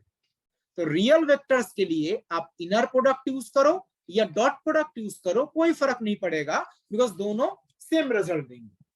लेकिन कॉम्प्लेक्स वेक्टर के लिए आपको क्या यूज करना पड़ेगा? Inner product. Inner product. बिल्कुल सही। रियल वेक्टर्स के लिए आप कुछ भी यूज कर सकते हो, dot product inner product, but complex vector के लिए स्पेसिफिकली हम इनर प्रोडक्ट ही यूज करेंगे। तो कौन सा इनर प्रोडक्ट डॉट प्रोडक्ट कौन सा मोर जनरल है जो किसी भी वेक्टर के लिए आप यूज कर सकते हो? Inner product. जो इनर प्रोडक्ट है ये आप रियल वेक्टर कॉम्प्लेक्स वेक्टर दोनों के लिए यूज कर सकते हैं। डॉट प्रोडक्ट सिर्फ रियल वेक्टर के लिए एप्लीकेबल है, इनर प्रोडक्ट रियल वेक्टर हो कॉम्प्लेक्स वेक्टर हो दोनों के लिए एप्लीकेबल है। बट नॉर्मली हम कॉम्प्लेक्स के लिए यूज करते हैं बिकॉज रियल के लिए तो डॉट प्रोडक्ट के लिए ही काम चल जाता है। जैसा मैंने बोला मैकेनिक्स में EMT में आप यूज करते हैं, मैकेनिक्स EMT में रियल वेक्टर ही आता है, उस वहां पे हम डॉट प्रोडक्ट से काम चला लेते हैं।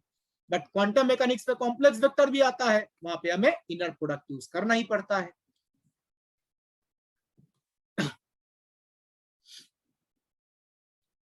ठीक है, तो मैं आगे प्रोसीड कर रहा हूं। और ये जो इनर प्रोडक्ट है ना, इसी की वजह से आप लोगों ने जैसे क्वांटम में एक टर्म पढ़ा होगा हिल्बर्ट स्पेस। ठीक है, हिल्बर्ट स्पेस जो है वो एक वेक्टर स्पेस ही है। इसके बारे में बाद में हम एक ब्रीफली आइडिया देंगे वेक्टर स्पेस का मतलब क्या होता है। जो हिल्बर्ट स्पेस है वो एक वेक्टर स्पेस है बट उसको स्पेसिफिकली बोला जाता है inner product space, because Hilbert space में हम दो स्टेट वेक्टर्स का इनर प्रोडक्ट भी डिफाइन करते हैं। जैसे यहाँ पे दो वेक्टर का इनर प्रोडक्ट होता है, हिल्बर्ट स्पेस में दो स्टेट वेक्टर का इनर प्रोडक्ट, ये काफी इंपॉर्टेंट पार्ट है, इसलिए हिल्बर्ट स्पेस को इनर प्रोडक्ट स्पेस भी बोला जाता है। यहाँ पे जैसे दो वेक्टर्स का इनर प्रोडक्ट है, हिल्बर्ट स्पेस में क्या होता है, दो स्टेट वेक्टर्स का इनर प्रोडक्ट। तो हिल्बर्ट स्पेस एक वेक्टर स्पेस है जिसमें हम इनर प्रोडक्ट भी डिफाइन करते हैं, ठीक है। और inner product basically dot product का ही जनरल केस है। डॉट प्रोडक्ट सिर्फ रियल वेक्टर्स के लिए होता है, इनर प्रोडक्ट रियल कॉम्प्लेक्स दोनों के लिए होते हैं। तो मैं आगे प्रोसीड कर रहा हूं। हमने कुछ देर पहले देखा था डॉट प्रोडक्ट कम्यूट करता है, मतलब A dot B and B dot A दोनों इक्वल है, A dot B B dot A equal है, लेकिन इनर प्रोडक्ट कम्यूट नहीं करता। Inner product is not commutative in nature, मतलब आप ए डैगर बी और बी डैगर ए कैलकुलेट करो, वो दोनों इक्वल नहीं होते हैं, ये एक दूसरे का कॉम्प्लेक्स कॉन्जुगेट होता है। Inner product is not commutative in nature. Dot product commutative है, A dot B and B dot A equal है, बट इनर प्रोडक्ट आप ए डैगर बी कैलकुलेट करो, बी डैगर ए कैलकुलेट करो, ये equal नहीं होता, ये एक दूसरे का कॉम्प्लेक्स कॉन्जुगेट होता है। जैसे ए डैगर बी तो अभी बताया गया था, A dagger B equal to क्या है, it is equal to A x star B x plus A y star B y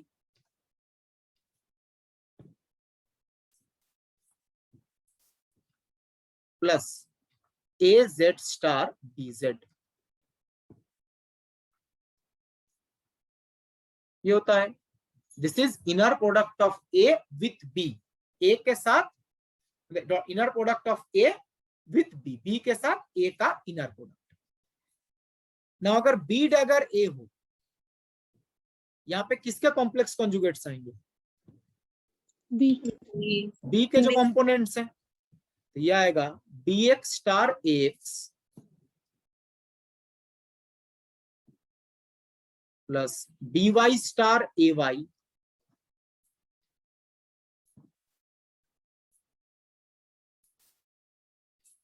plus B Z star A Z. I think ये एक्सप्रेशन देख के समझ में आ गया होगा, ये दोनों इक्वल तो नहीं होंगे इन जनरल, तो एक्सप्रेशन ही अलग है। ए डैगर बी में A X A Y A Z का कॉम्प्लेक्स कॉन्जुगेट है, बी डैगर ए में B X B Y B Z का कॉम्प्लेक्स कॉन्जुगेट है। ये दोनों इन जनरल इक्वल नहीं है। ये दोनों इक्वल कब हो सकते हैं, एनीवन? ये दोनों इक्वल कब हो सकते हैं? ए और B Hermitian, A and B Hermitian.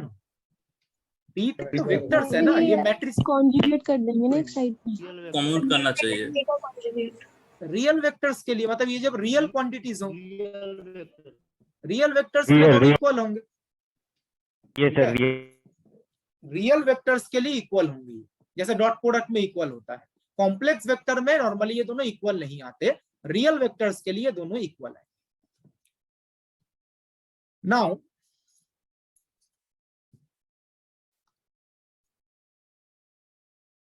Magnitude of ए, ये कॉम्प्लेक्स वेक्टर की बात कर रहे हैं। जैसे हमने देखा था वेक्टर के मैग्नीट्यूड को हम डॉट प्रोडक्ट के फॉर्म में लिख सकते हैं, वैसे ही कॉम्प्लेक्स वेक्टर के मैग्नीट्यूड को हम इनर प्रोडक्ट के फॉर्म में लिख सकते हैं। कॉम्प्लेक्स वेक्टर का जो फॉर्म है उसको हम इनर प्रोडक्ट के फॉर्म में लिख सकते हैं।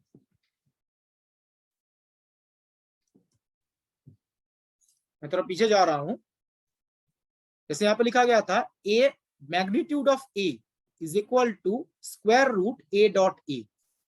ए डॉट ए इसका जो स्क्वायर रूट है वो मैग्नीट्यूड को रिप्रेजेंट करता है। ये रियल वेक्टर के लिए डॉट प्रोडक्ट है, कॉम्प्लेक्स वेक्टर के लिए क्या आएगा डॉट प्रोडक्ट के बदले, inner product.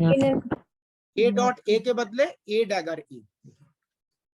Magnitude of A is equal to square root A dagger A. ठीक है, तो मैग्नीट्यूड को आप इस तरीके से लिख सकते हैं, and it will be equal to square root mod X square plus mod A Y square plus mod A Z square. ये भी पॉइंट इंपॉर्टेंट है, रियल वेक्टर के लिए जब आप मैग्नीट्यूड कैलकुलेट करते हो रियल वेक्टर के लिए, सिंपल आप क्या करते हैं, ए एक्स स्क्वायर ए वाई स्क्वायर ए जेड स्क्वायर। कॉम्प्लेक्स वेक्टर के लिए जब आप मैग्नीट्यूड कैलकुलेट करेंगे तो ए एक्स के मॉडुलस का स्क्वायर ए वाई के मॉडुलस का स्क्वायर, सिंपल स्क्वायर नहीं होगा जो ए एक्स का स्क्वायर कर दिया। कॉम्प्लेक्स वेक्टर के लिए ए एक्स के मॉडुलस का स्क्वायर लेना पड़ेगा। तो कॉम्प्लेक्स वेक्टर के लिए अगर मैग्नीट्यूड पूछा जाता है तो आप ये फॉर्मूला यूज करेंगे। एनीवन, यहाँ पे जिसको हम मैग्नीट्यूड बोल रहे हैं इसी को क्वांटम मैकेनिक्स में क्या बोला जाता है, उसमें दूसरा एक टर्म यूज होता है, ये जो मैग्नीट्यूड नॉर्म ऑफ ए, ये जो मैग्नीट्यूड बोला गया इसी को बोलते हैं नॉर्म ऑफ ए। वहां पे नॉर्म ऑफ साई होता है, केट साई। तो नॉर्म ऑफ वेक्टर ए का मतलब बेसिकली उसका मैग्नीट्यूड ही है। जैसे अगर हम एक एग्जांपल देखें,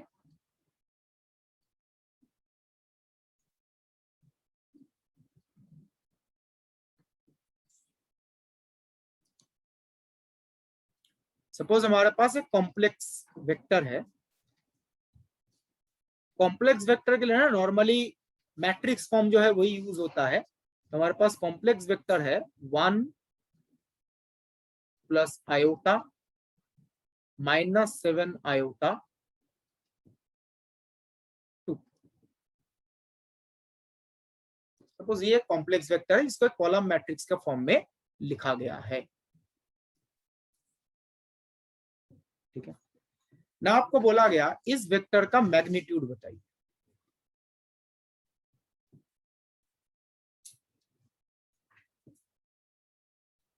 मैग्नीट्यूड का फॉर्मूला क्या है, under root modulus of A x square, तो modulus of 1 plus iota square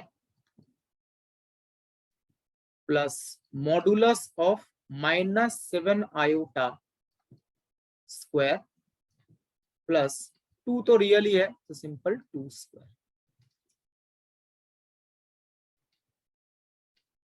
तो 1 प्लस आयोटा का मॉडुलस कितना होगा, 1 प्लस आयोटा का मॉडुलस रूट 2, उसका स्क्वायर 2 आ जाएगा। तो फर्स्ट पार्ट में 2 आएगा, तो under root modulus root 2 square करेंगे तो 2, माइनस 7 आयोटा का मॉडुलस कितना आएगा, माइनस 7 आयोटा का 49 मॉडुलस स्क्वायर करेंगे तो 49, मॉडुलस आएगा 7 ही तो होगा। 7 आएगा, मॉडुलस 7 आएगा, स्क्वायर करेंगे तो 49, और लास्ट पार्ट तो 4 है, वो तो रियल ही है, तो बेसिकली आएगा अंडर रूट 55।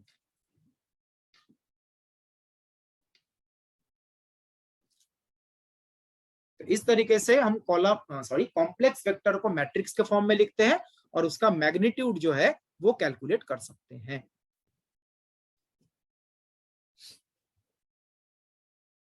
Clear everyone?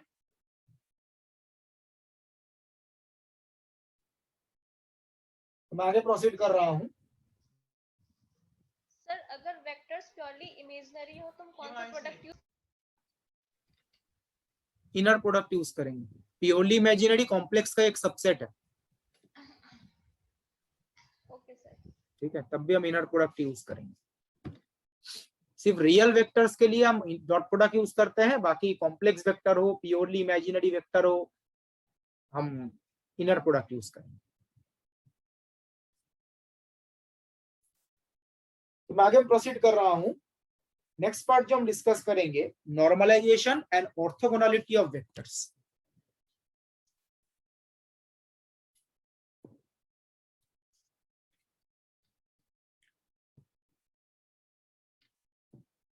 तो पहले normalisation condition of vectors. Vector normalise होने का मतलब क्या होता है वो पहले देखते हैं। वेक्टर नॉर्मलाइज्ड होने का मतलब होता है vector having magnitude normalized to 1। Vector का मैग्नीट्यूड नॉर्मलाइज्ड टू 1, उसको हम क्या बोलते हैं? Normalized vector. तो कैसे चेक करेंगे कोई वेक्टर नॉर्मलाइज्ड फॉर्म में है या नहीं है, मतलब वो नॉर्मलाइज्ड वेक्टर है या नहीं है? नॉर्मलाइज्ड वेक्टर मतलब मैग्नीट्यूड 1 आना चाहिए, तब उसको हम नॉर्मलाइज्ड वेक्टर बोलते हैं। अब मुझे बताइए जो मैग्नीट्यूड है रियल वेक्टर्स के लिए, रियल वेक्टर के लिए मैग्नीट्यूड को क्या लिखा गया था? Under root ax square plus ay square right, बिल्कुल सही। बट डॉट प्रोडक्ट का फॉर्म में क्या लिखा था हमने? a under dot root a A dot A, बिल्कुल। और कॉम्प्लेक्स वेक्टर के लिए क्या लिखा था? e dagger in under between root A dagger A. यहां से वो एक्स स्क्वायर ए वाई स्क्वायर वाला फॉर्म आ गया। ठीक है, तो रियल वेक्टर और कॉम्प्लेक्स वेक्टर के लिए मैग्नीट्यूड को आप इस तरीके से लिख सकते हैं। अब मुझे बताइए नॉर्मलाइज्ड वेक्टर के लिए मैग्नीट्यूड 1 होगा। मैग्नीट्यूड अगर 1 होता है तो ये a डॉट ए, ये डॉट प्रोडक्ट कितना हो जाएगा? 1 ही तो होगा। 1 ही तो होगा। तो a डॉट ए क्या है? इसका स्क्वायर है। a डैगर a क्या है? a का स्क्वायर है। तो मैग्नीट्यूड अगर 1 है तो ये डॉट प्रोडक्ट भी 1 होगा। मैग्नीट्यूड अगर 1 है तो ये इनर प्रोडक्ट भी 1 होगा। वहीं से ये कंडीशन आया है, देखिए ये लिखा गया। नॉर्मलाइज्ड वेक्टर के लिए मैग्नीट्यूड 1 है तो a डॉट ए 1 हो जाएगा और a डैगर a ये भी 1 हो जाएगा। So this is the normalisation condition for real vectors. a dot a is equal to 1। कोई वेक्टर अगर इस कंडीशन को सेटिस्फाई करता है, कोई वेक्टर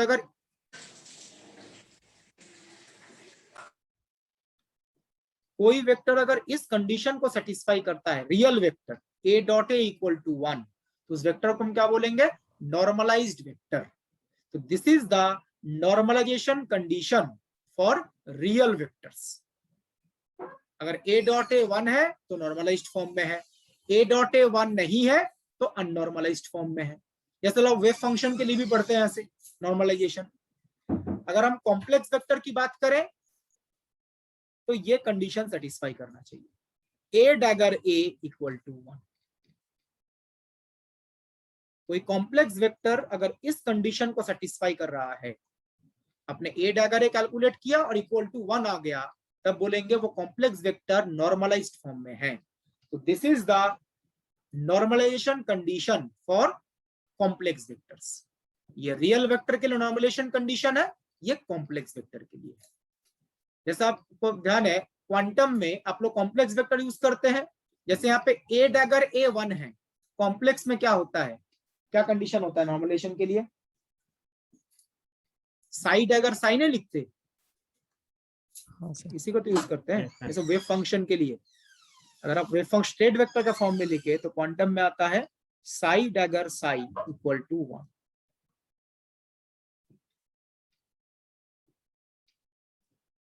और इसी को ब्रैकेट नोटेशन में लिखा जाता है इस तरीके से। चलिए साई साई स्टार लिखते हैं। साई स्टाई स्टार लिखेंगे तो इंटीग्रेशन करना पड़ेगा, वो श्रोडिंगर नोटेशन है। यहाँ पे साई मैट्रिक्स के फॉर्म में है, जैसे यहाँ पे ए वेक्टर मैट्रिक्स है, यहाँ पे साई कॉलम मैट्रिक्स है।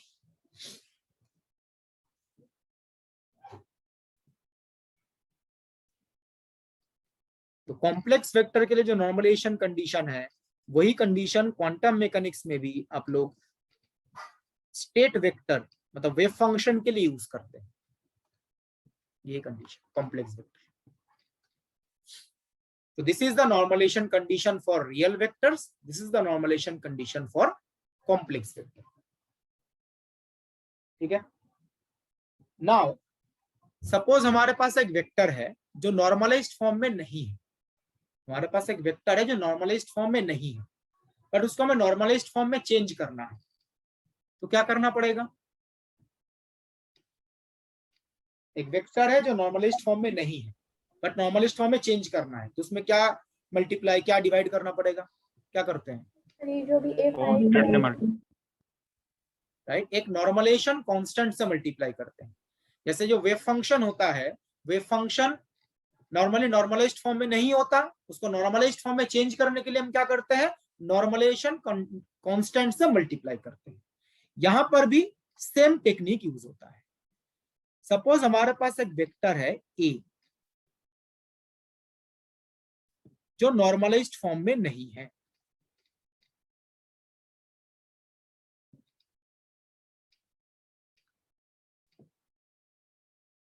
Not in normalized form.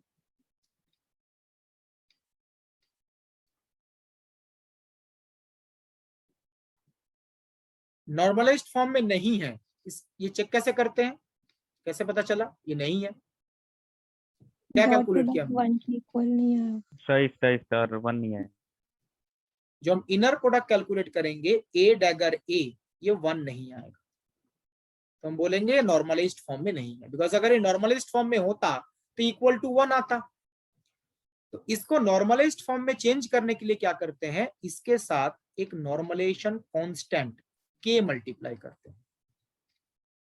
तो वेव फंक्शन को नॉर्मलाइज करने के लिए एक नॉर्मलाइजेशन कांस्टेंट मल्टीप्लाई होता है, यहां पर भी this is the normalization constant.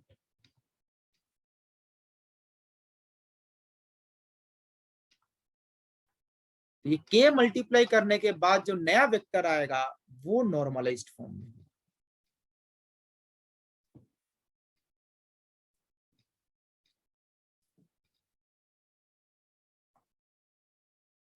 तो वेक्टर अगर नॉर्मलाइज्ड फॉर्म में नहीं है तो एक नॉर्मलाइजेशन कांस्टेंट से मल्टीप्लाई करके हम उसको नॉर्मलाइज्ड फॉर्म में चेंज करते हैं। एनीवन, ये जो नॉर्मलाइजेशन कांस्टेंट है इसका वैल्यू क्या होता है, क्वांटम में भी आप यही यूज करते हैं फॉर्मेट। साई के फॉर्म में फॉर्मेट नहीं पढ़ते आप लोग नॉर्मलाइजेशन कांस्टेंट का? It is plus minus 1 upon under root A dagger A. Quantum में होता है psi dagger psi.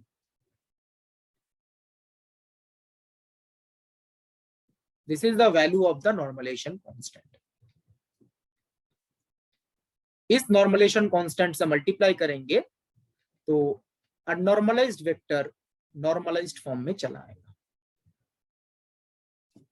This is the value of the normalization constant. Quantum में यहाँ पे ए डैगर ए के बदले साई डैगर साई होता है, या अगर हम इंटीग्रेशन फॉर्म मतलब श्रोडिंगर नोटेशन यूज करते हैं तो यहाँ पे इंटीग्रेशन आता है, integration psi star psi dx. ठीक है, तो डिपेंड करता है कौन सा नोटेशन आप यूज कर रहे हैं, श्रोडिंगर नोटेशन या डिराक नोटेशन।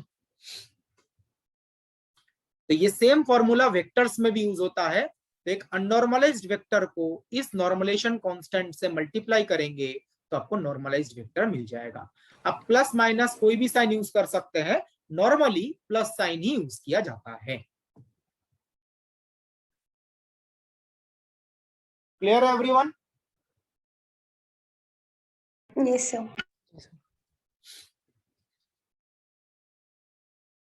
एक एग्जांपल डिस्कस करते हैं।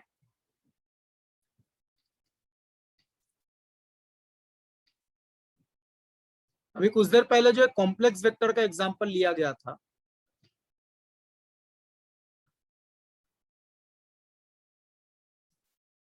तो ए वेक्टर इज इक्वल टू, को दूसरा ही लेते हैं, 2 minus 3 iota minus 2 1 plus 2 iota. Suppose ये कॉम्प्लेक्स वेक्टर, पहले चेक कीजिए ये नॉर्मलाइज्ड है या नहीं, normalised form.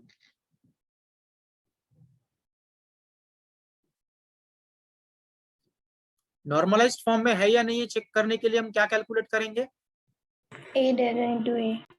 A dagger A. अगर ये 1 आ गया तो नॉर्मलाइज्ड फॉर्म में है, 1 नहीं आया तो नॉर्मलाइज्ड फॉर्म में नहीं है। तो ए डैगर ए, तो ए डैगर अगर आप कैलकुलेट करते हैं, इस टाइप के कैलकुलेशन अपने क्वांटम में भी किया है साई के corresponding, 2 plus 3 iota minus 2 1 minus 2 iota, ये ए डैगर है। Into A 2 minus 3 iota minus 2 1 plus 2 iota.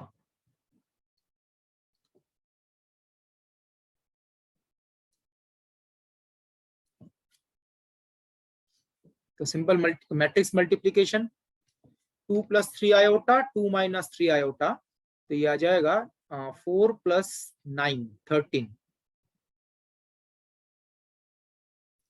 Second minus 2 4 1 minus 2 iota 1 plus 2 iota plus 5 22 so it is 22। तो ये क्या नॉर्मलाइज्ड फॉर्म में है? नहीं sir. No, sir. It is not in normalized form।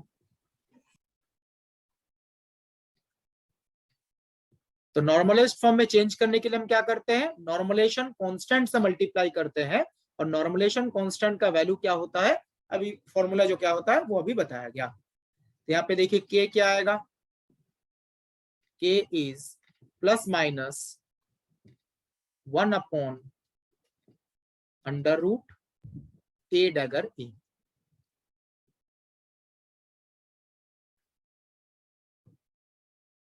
तो यहां से देखिए k का वैल्यू आ जाएगा plus minus 1 upon under root 22।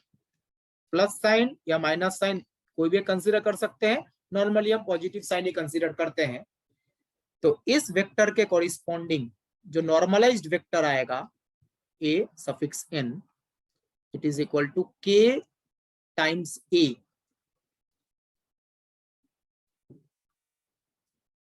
It will be 1 upon under root 22 जो k का वैल्यू है इंटू a।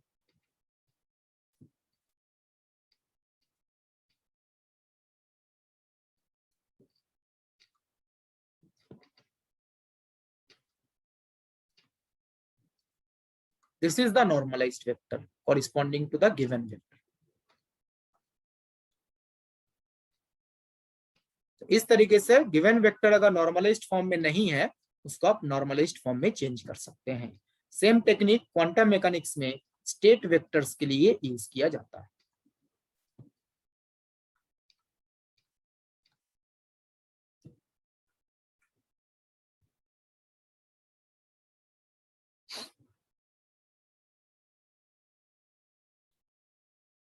क्लियर है एवरीवन?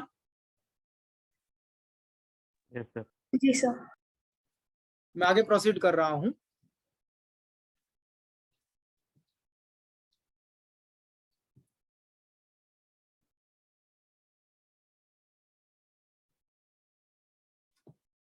तो next orthogonality condition of vectors. Vector का ऑर्थोगोनलिटी कंडीशन, जैसे दो वेक्टर्स ऑर्थोगोनल है उसका मतलब होता है two vectors are perpendicular to each other, उनके बीच में एंगल कितना है 90 डिग्री। तो दो वेक्टर्स अगर ऑर्थोगोनल है तो उनका डॉट प्रोडक्ट क्या होता है? 0। तो a dot b equal to 0, इसका मतलब a vector b vector are orthogonal to each other. दो वेक्टर्स का डॉट प्रोडक्ट अगर 0 है तो उन दो वेक्टर्स को हम क्या बोलेंगे? Orthogonal vectors. And this is nothing but the orthogonality condition for real vectors. आपके पास दो रियल वेक्टर है, उनका डॉट प्रोडक्ट अगर 0 आ रहा है तो वो ऑर्थोगोनलिटी कंडीशन को सेटिस्फाई कर रहा है। बट ये सिर्फ किसके लिए यूज कर सकते हैं? रियल वेक्टर के लिए। कॉम्प्लेक्स वेक्टर के लिए तो नहीं होगा ये। कॉम्प्लेक्स वेक्टर के लिए डॉट प्रोडक्ट के बदले क्या यूज करेंगे? Inner product. दो वेक्टर का इनर प्रोडक्ट अगर 0 है तो वो दो वेक्टर्स ऑर्थोगोनल हैं। a डैगर b 0 है तो a वेक्टर b वेक्टर एक दूसरे के साथ ऑर्थोगोनल है। तो कॉम्प्लेक्स वेक्टर के लिए this is the orthogonality condition. आपके पास दो कॉम्प्लेक्स वेक्टर्स हैं और चेक करना है वो ऑर्थोगोनल है या नहीं है। तुम दोनों का इनर प्रोडक्ट कैलकुलेट कीजिए। इनर प्रोडक्ट अगर 0 आता है then a vector b vector are orthogonal to each other. अगर इनर प्रोडक्ट 0 नहीं आता so they are not orthogonal to each other.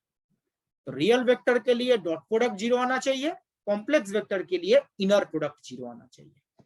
इसी को हम बोलते हैं ऑर्थोगोनलिटी कंडीशन ऑफ वेक्टर्स। और यही कंडीशन अब क्वांटम में भी यूज करते हैं।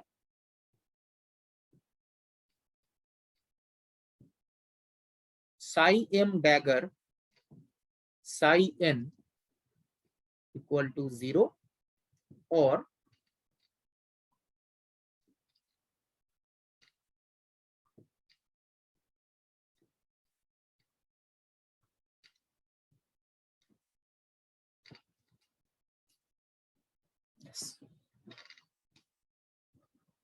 यहाँ पे जो सफिक्स में m और n है वो डिफरेंट है तभी 0 होता है। For m not equal to n, इसको ऑर्थोगोनलिटी कंडीशन बोला जाता है। एक चीज यहाँ पे ध्यान रखिएगा, यहाँ पे जो साई एम और साई एन लिखा गया है ना, अभी कुछ देर पहले किसी ने साई बोला था, साई स्टार होना चाहिए। साई एम और साई एन जो है ये मैट्रिक्स फॉर्मेट में है, ये कोई फंक्शन स्केलर फंक्शन नहीं है, ये दोनों मैट्रिक्स फॉर्म में है। जैसे वेक्टर को हम मैट्रिक्स फॉर्म में लिख रहे हैं, साई एम साई एन में मैट्रिक्स फॉर्म में है। जब psi M psi N scalar function में रहता है, sine X cos X exponential X ऐसा जब रहता है, उस केस में तो इंटीग्रेशन वाला फॉर्म यूज करना पड़ता है। ठीक है, यहाँ पे जो साई एम साई एन है उनको मैट्रिक्स फॉर्म में रिप्रेजेंट किया गया है, जैसे ए और बी को हम मैट्रिक्स फॉर्म में लिख रहे हैं। तो ये वेक्टर के लिए ऑर्थोगोनलिटी कंडीशन है, ये स्टेट वेक्टर्स के लिए या वेव फंक्शंस के लिए जो क्वांटम में आप यूज करते हैं। One example on this,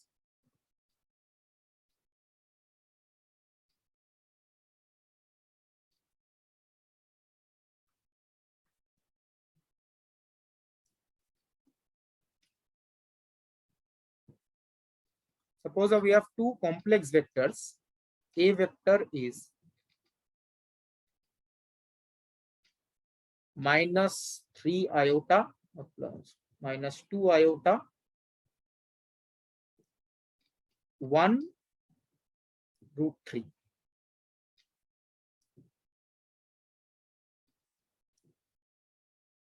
and B vector is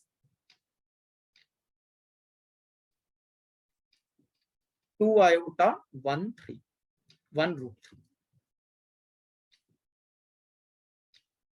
ये दो कॉम्प्लेक्स वेक्टर्स हैं, आपको चेक करना है ये दोनों ऑर्थोगोनल है या नहीं है। तो ऑर्थोगोनल है या नहीं है चेक करने के लिए हम क्या कैलकुलेट करते हैं, A dagger B. A dagger B, इन दोनों का इनर प्रोडक्ट।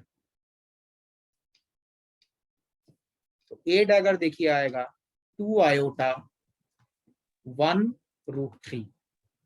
ऑर्थोगोनल है, 1√3 तो बिल ऑर्थोगोनल है, रियल नंबर्स है, और बी है 2 आयोटा 1√3। जब आप इनका मैट्रिक्स मल्टीप्लिकेशन करेंगे 2 आयोटा 4 आयोटा स्क्वायर तो -4, 1 into 1 1, √3 into √3 3, सम करेंगे तो 0। तो इन दो वेक्टर्स का अगर आप इनर प्रोडक्ट कैलकुलेट करते हैं वो 0 आ जाएगा। इसका मतलब this two vectors are orthogonal to each other. इस तरीके से हम चेक कर सकते हैं दो वेक्टर्स ऑर्थोगोनल है या नहीं है। इनर प्रोडक्ट कॉम्प्लेक्स वेक्टर के लिए यूज करेंगे, अगर रियल वेक्टर ही है तो इनर प्रोडक्ट तक जाने का जरूरत नहीं है, डॉट प्रोडक्ट से काम चला लेंगे। अगर दो रियल वेक्टर्स हैं तो इनर प्रोडक्ट अननेसेसरी कैलकुलेट करने का कोई मतलब नहीं है, डॉट प्रोडक्ट से काम चलाएंगे। ओके, तो आज का लेक्चर यहीं पे स्टॉप करते हैं। नेक्स्ट क्लास में हम ऑर्थोगोनल मैट्रिक्स से डिस्कशन स्टार्ट करेंगे। तो स्लाइड नंबर 1 सर एक डाउट था, उसमें हम लोगों को नंबर ऑफ इंडिपेंडेंट बताए थे और सर उसमें आपने कहा था कि अगर पीडीई होंगे और अब यूटीई या एलटीई होगा तो हम PDE n plus half of n square minus n लगाएंगे, और अगर पीडीई में अगर सारे जो हमारे एलिमेंट्स है डायगोनल सर वो सेम हो जाएंगे तो हम n की जगह वहाँ 1 plus half n square minus n लिखेंगे। बट सर आपने एक नोट लिखाया था कि अगर सारे पीडीई एलिमेंट 0 हो तो हम सर वहाँ 1 नहीं लिखेंगे, सिर्फ half n square minus n use करेंगे। बट सर 0 भी तो रियल नंबर है। 0 रियल अब वहां पे इंडिपेंडेंट का मतलब रियल नंबर होना थोड़ी ना है। इंडिपेंडेंट का मतलब जिसको आप अपने तरीके से चूज कर सकते हो। अगर आपको बोल दिया जाए ये प्रिंसिपल डायगोनल 0 होगा, क्वेश्चन में मेंशन किया गया है, वो आप इंडिपेंडेंटली चूज कर रहे हो या आपको 0 ही चूज करना पड़ेगा?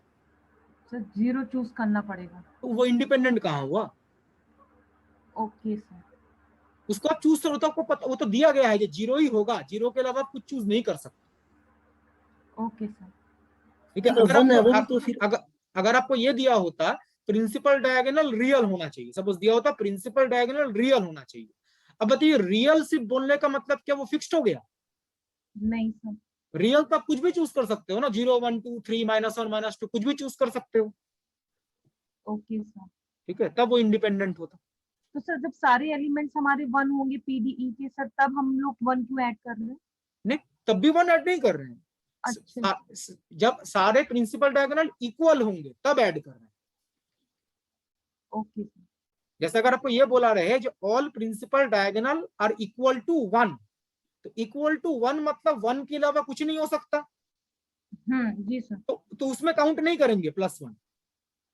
ओके। अगर आपको बोला रहे all principal diagonal are equal, मतलब सारे इक्वल हैं, तो उस केस में किसी एक को तो चूज करना पड़ेगा ना पहले। Okay sir. ठीक है, तब 1 ऐड कर रहे हैं। Thank you sir.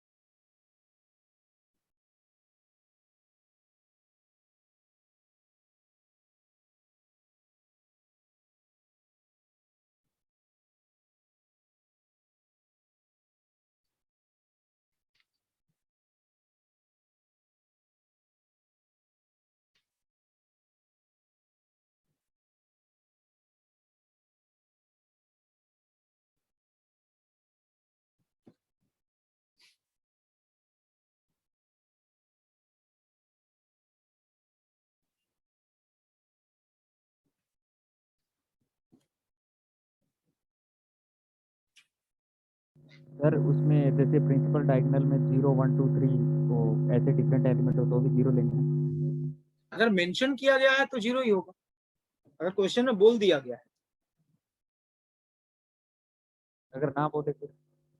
तब तो इंडिपेंडेंट ही होगा, तो कुछ भी ले सकते हैं ना, ना बोले तो इंडिपेंडेंट ही रहेगा ना। वो तो हमारे ऊपर है क्या चूज करेंगे।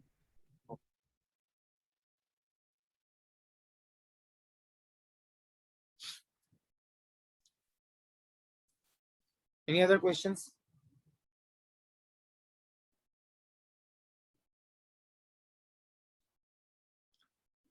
तो ठीक है, मैं मीटिंग एंड कर रहा हूँ। Thank you very much everyone. Sir hello. बताइए। सर उस दिन मैंने एक क्वेश्चन पूछा था आपसे कि वो जो इंडेक्स इक्वल टू नहीं होगा, मतलब 3x3 है तो 3 नहीं होगा, 3 से कम ही होगा, ऑर्डर से कम ही होता है इंडेक्स। हाँ, वो पार्ट जो है मैं जब आइगन वैल्यू वाला पार्ट डिस्कस करूंगा उसमें डिस्कस करूंगा। उसमें एक मिनिमल पॉलिनोमियल का कॉन्सेप्ट आता है, उससे रिलेटेड है। ठीक है, तो वो अभी बोलने पे समझ में नहीं आएगा। वो आइगन वैल्यू फिर कैरेक्टरिस्टिक पॉलिनोमियल डिस्कस कर लेंगे, उसके बाद बताएंगे। सर मैट्रिक्स कितनी बच रही है अभी? क्या मैट्रिक्स कितनी रहती है अभी मैट्रिक्स? मैट्रिक्स तो अभी 3 ही हुआ है, अभी तो 6-7 लेक्चर और मिनिमम। तो पहले की स्लाइड थोड़ा दिखा दीजिए।